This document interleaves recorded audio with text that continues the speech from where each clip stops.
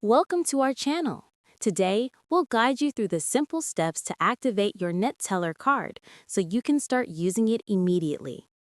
Step 1. Gather your Neteller card. Locate your Neteller card and make sure you have the card number, expiration date, and CVV code ready. You will also need access to your Neteller account.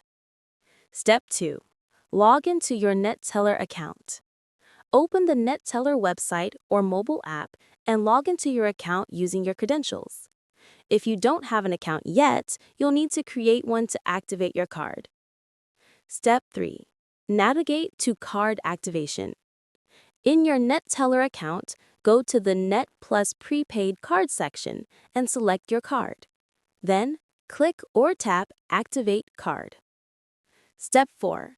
Enter card details.